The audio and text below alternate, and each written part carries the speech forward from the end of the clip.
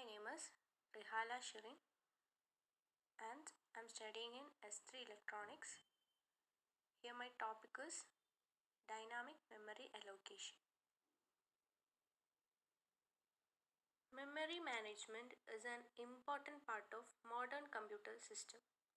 Dynamic memory allocation plays very important role in memory management and becomes fundamental part of today's computer system.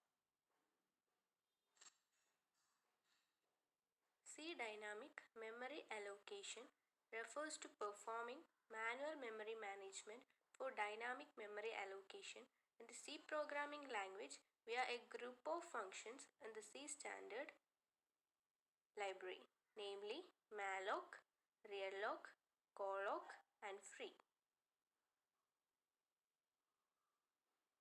Memory allocation is the process of setting aside sections of memory in a program to be used to store various and instances of structure. പ്രോഗ്രാമിങ്ങിന് use ചെയ്യുന്ന വേരിയബിൾസിൻ്റെ values, സ്ട്രക്ചറിൻ്റെ values ഇതൊക്കെ store ചെയ്യാൻ memory block set ചെയ്യുകയാണ് ചെയ്യുന്നത്. അതായത് പ്രോഗ്രാമിലേക്ക് വേണ്ട ഡാറ്റനെ സ്റ്റോർ ചെയ്യാൻ ഒരു മെമ്മറി സ്ലോട്ടിനെ അലോക്കേറ്റ് ചെയ്തെടുക്കുക, ഒരു മെമ്മറി റിസർവ് ചെയ്ത് വെക്കുക. സിയിലെ മെമ്മറി അലോക്കേഷന് രണ്ട് ടൈപ്പ് ഉണ്ട്. അതായത് സ്റ്റാറ്റിക് മെമ്മറി അലോക്കേഷനും dynamic memory allocation. Static memory allocation is the allocation of memory at compile time before the associated program is executed. Static memory അലോക്കേഷന് സ്റ്റാറ്റിക് ആയി നിൽക്കുമ്പോഴുള്ള അലോക്കേഷനാണ്. അതായത് പ്രോഗ്രാം റണ്ണ് ചെയ്യുന്നതിന് മുൻപേ ആണ് അലോക്കേഷൻ നടക്കുന്നത്. സ്റ്റാറ്റിക് ആയി ചെയ്യുന്ന മെമ്മറി പിന്നെ നമുക്ക് കൂട്ടാനോ കുറയ്ക്കാനോ പറ്റില്ല. ഗ്ലോബൽ വേരിയബിൾസിനെയാണ് സ്റ്റാറ്റിക് ആയിട്ട് അലോക്കേറ്റ് ചെയ്യുന്നത്. ഇവിടെ ഒരു പ്രാവശ്യം വേരിയബിൾ ഡിക്ലെയർ ചെയ്താൽ അത് പെർമനൻ്റ് ആണ്. ഒരു എക്സാമ്പിൾ പറയുകയാണെങ്കിൽ 10 മെമ്മറി അലോക്കേഷൻ നമ്മൾ ഡിക്ലെയർ ചെയ്യുകയാണെങ്കിൽ അതിൽ 10 എണ്ണം സ്റ്റോർ ചെയ്യാൻ പറ്റും എന്നത് ഫിക്സ്ഡ് ആണ്, അത് മാറ്റാൻ പറ്റില്ല. പ്രോബ്ലം എന്താണെന്ന് വെച്ചാൽ നമ്മൾ എക്സാമ്പിൾ എടുത്ത് പറയുകയാണെങ്കിൽ ഇൻറ്റ് എ ഓഫ് 10 ആണെങ്കിൽ എ എന്ന് പേരുള്ള എറയിൽ 10 മെമ്മറി ബ്ലോക്ക് അലോക്കേറ്റ് ചെയ്തതിൽ നമ്മൾ 5 എണ്ണമാണ് സ്റ്റോർ ചെയ്യുന്നത് വെച്ചാൽ അതിൽ 5 എണ്ണം ബാക്കി വരികയാണ്. അത് മെമ്മറി വേസ്റ്റേജിന് കാരണമാക്കാണ്. മാത്രമല്ല നമ്മൾ 10ന് 15 എണ്ണം അലോക്കേറ്റ് ചെയ്യാനും പറ്റൂല, എപ്പോഴും ഫിക്സ്ഡ് ആയിരിക്കും. ഇവിടെ മെമ്മറി വേസ്റ്റേജ് ഉണ്ടാവാൻ കാരണം ഉള്ളതുകൊണ്ട് തന്നെയാണ് ഡൈനാമിക് മെമ്മറി അലോക്കേഷന് യൂസ്ഫുൾ ആണെന്ന് പറയുന്നത്.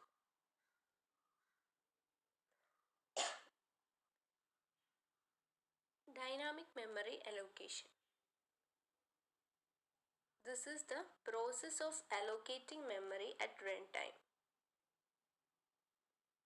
Although C does not inherently have this facility, there are 4 library routines which allow these functions, which can be used to allocate and free memory during the program execution.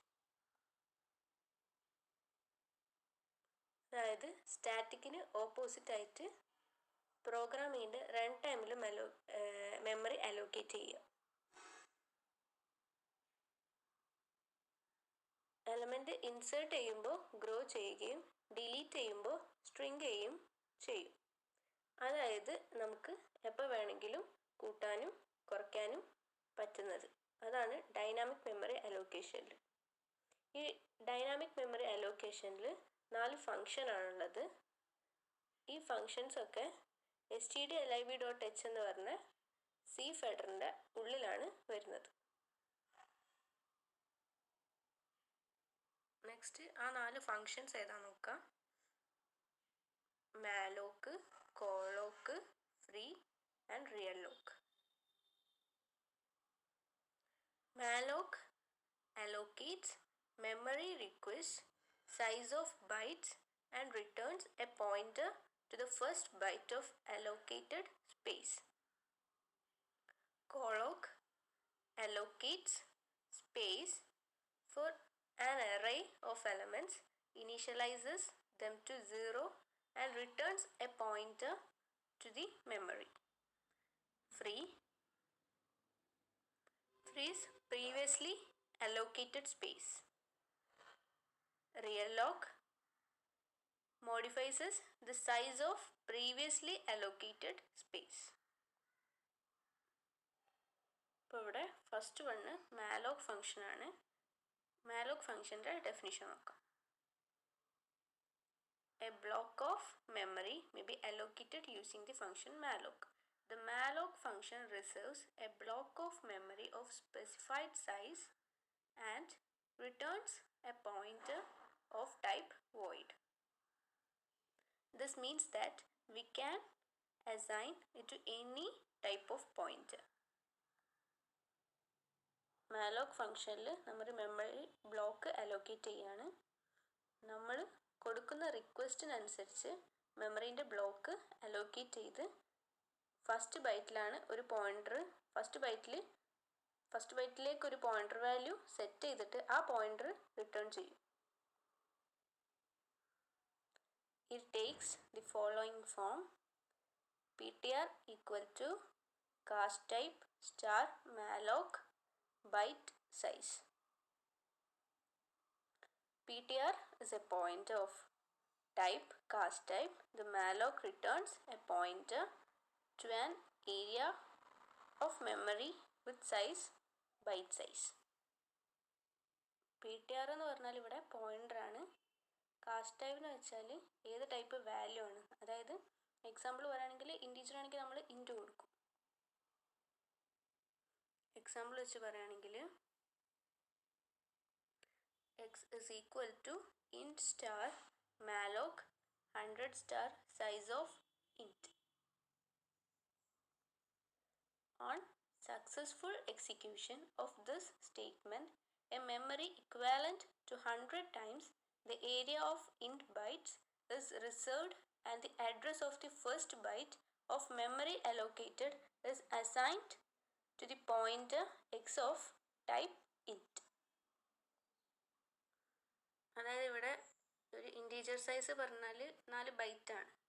അപ്പം 100 എണ്ണമാണ് ചെയ്യുന്നതെങ്കിൽ 100 × 4 400 bytes ആണ് നമ്മളിവിടെ store ചെയ്യുക. അടുത്ത function colloc.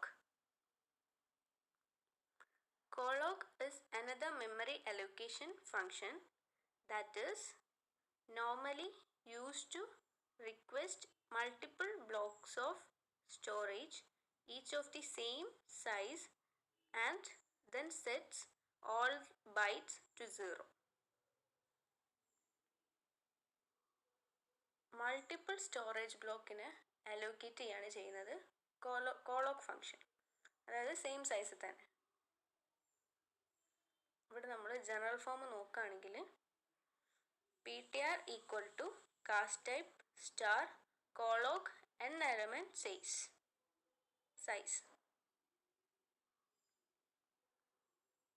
colloc allocates contiguous space for n blocks, each size of elements size bytes. All bytes are initialized to 0 and a pointer to the first byte of the allocated region is returned. If there is not enough space, a null pointer is returned. Continuous ആയിട്ട് ഒരു memory block allocate ചെയ്യും. ഇവിടെ initial pointer 0 ഒക്കെയാണ് set ചെയ്തിട്ട് continuous ആയിട്ട് memory block allocate ചെയ്യാണ് ചെയ്യുന്നത്.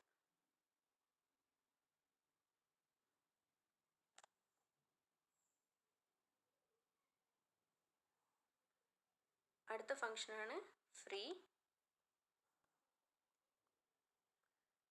compile time storage of a variable is allocated and released by the system in accordance with its storage class. With the dynamic runtime allocation, It is our responsibility to release the space when it is not required.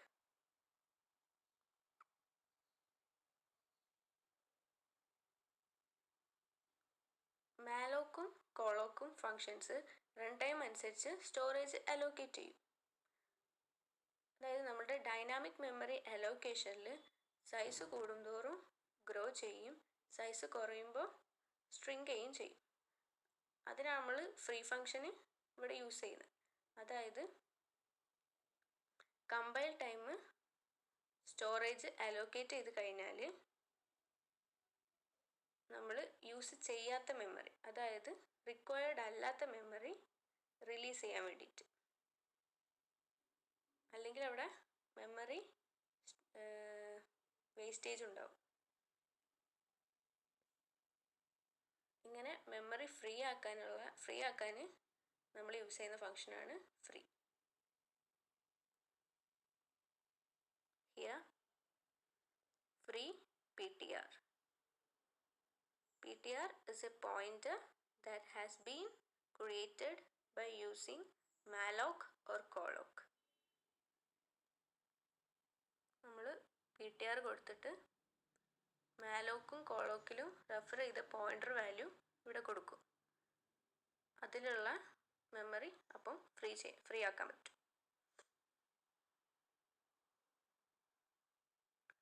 അടുത്ത ഫങ്ഷനാണ് real lock.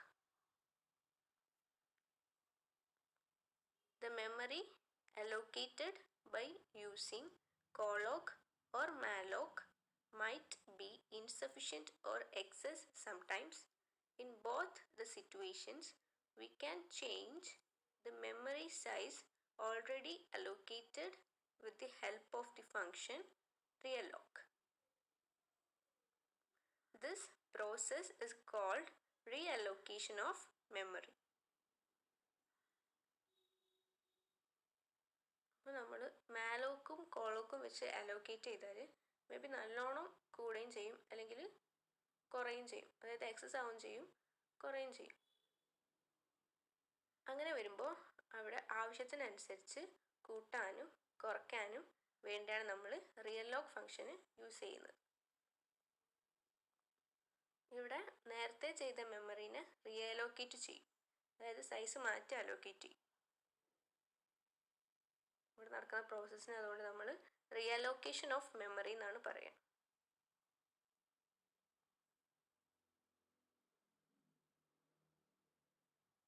PTR equal to realloc PTR, new size. നമ്മൾ pointer value പിന്നെ new size കൊടുക്കേണ്ടത്, അതായത് നമുക്ക് ഏത് സൈസാണോ വേണ്ടത് അത്.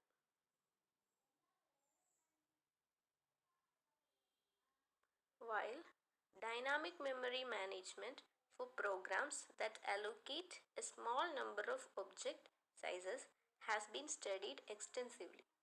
Further research is needed to understand the dynamic memory management for long running programs which allocate a large number of memory object sizes with varying sizes and lifetimes.